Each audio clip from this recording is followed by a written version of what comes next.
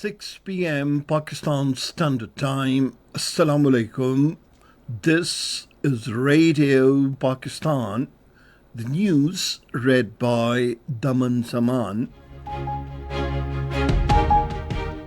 The headlines.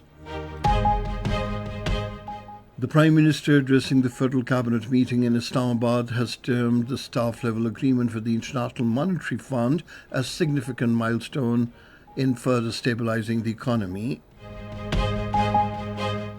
The Finance Minister has called for inclusive and equitable globalization to benefit the developing economies. Bloomberg says Pakistan's economic growth outpaced forecasts during the last quarter of the previous year.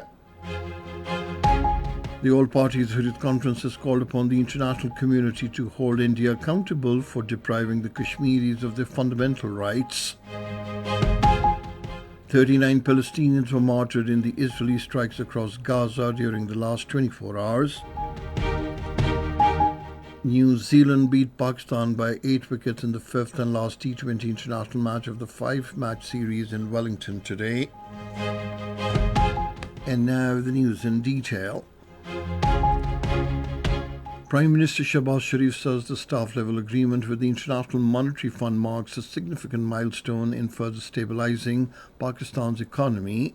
Chairing the Federal Cabinet meeting in Islamabad today, he highlighted that the IMF program includes the Resilience and Sustainability Facility worth $1.3 billion alongside the $7 billion Extended Fund Facility, bringing the total to $8.3 billion. The Prime Minister praised the Cabinet members and government officials for their commendable efforts in achieving 26% increase in tax collection.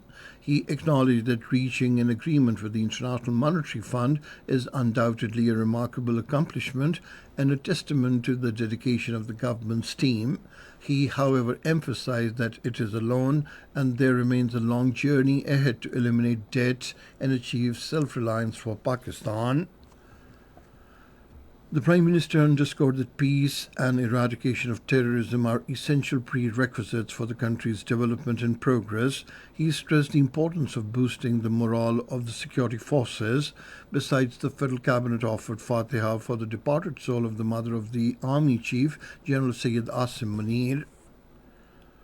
The Finance Minister Mohammad Aurangzeb has emphasized the urgent need for an inclusive approach to globalization that benefits all nations, particularly the developing economies. He made the call while attending a high-level session titled Inclusive Globalization that Benefits All Pathways and Actions at the Boao Forum for Asia Annual Conference in China today.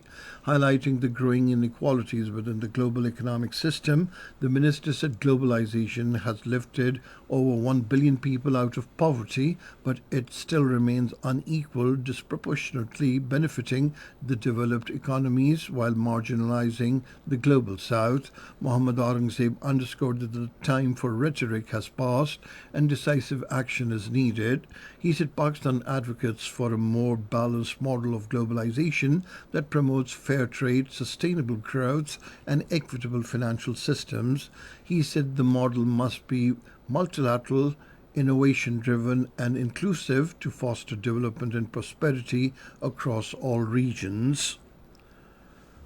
Bloomberg, which is a global leader in business and financial information, says Pakistan's economy has grown faster than expected during the last quarter of the previous year.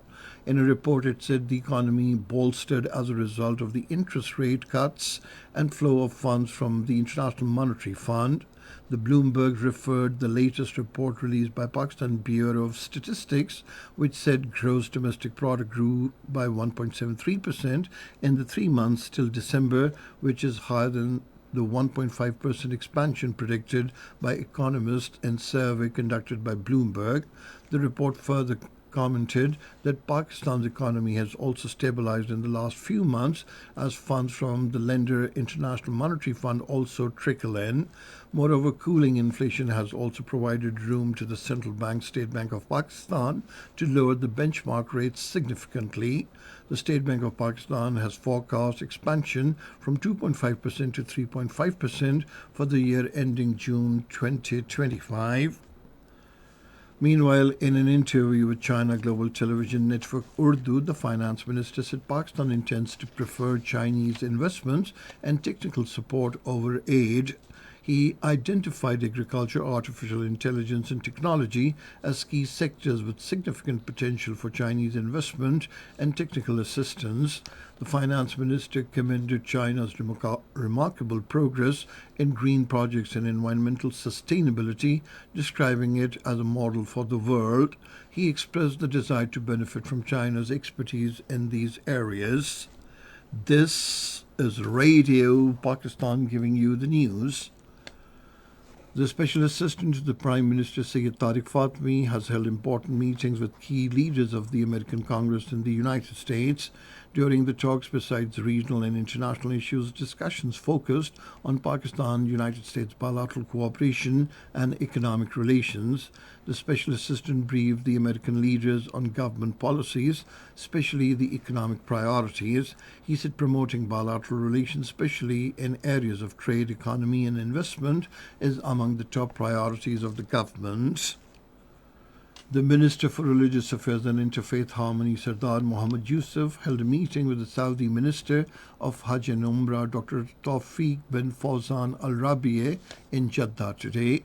During the meeting, discussions were held regarding facilities for Hajj pilgrim and Umrah visitors, as well as extending the Road to Makkah project to other cities in Pakistan. Sardar Mohammad Yusuf also discussed issues relating to the registration of Hajj pilgrims with the Saudi minister. The Saudi minister assured that the issues faced by Pakistani pilgrims would be resolved on priority basis. Sardar Mohammad Yusuf paid tribute to King Salman bin Abdulaziz and Crown Prince Mohammed bin Salman for providing excellent facilities to Hajj pilgrims. 6 days are now left for illegal foreigners and Afghan citizen card holders to leave Pakistan. A deadline of the 31st of this month has been given by the government to these individuals to leave the country. The All Parties Hurriyat Conference has called upon the international community to hold India accountable for depriving thousands of Kashmiris of their fundamental rights by caging them unlawfully for the past many years.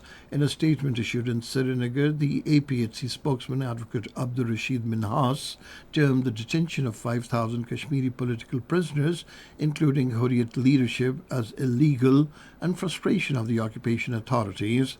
He said the Modi regime is prolonging unlawful detentions using draconian laws to silence the Kashmiris' growing demand for inalienable right to self-determination. In Gaza, 39 Palestinians were martyred in the ongoing Israeli bombardment during the past 24 hours. The United Nations Humanitarian Agency says more than 142,000 Palestinians have also been forcibly displaced since Israel resumed its war on Gaza on the 18th of this month. In South Korea, 24 people have been killed due to wildfires in southern region of the country. Wildfires driven by strong winds have also destroyed more than 200 structures. A pilot was among those killed today when his aircraft crashed while attempting to extinguish fire. And now cricket. New Zealand beat Pakistan by 8 wickets in the fifth and last T20 international of the 5-match series in Wellington today. Batting first, Pakistan scored 128 runs for the loss of 9 wickets in the allotted 20 overs. In reply, New Zealand achieved a victory target for the loss of 2 wickets in 10 overs. New Zealand have clinched the series 4-1. And finally, the weather report. Intermittent rain, windstorm, thunderstorm and snow over the high mountains is expected in Khyber Pakhtunkhwa, Gilgit-Baltistan and most places in Kashmir, Upper Punjab, Islamabad and northeastern Balochistan during the next 12 hours.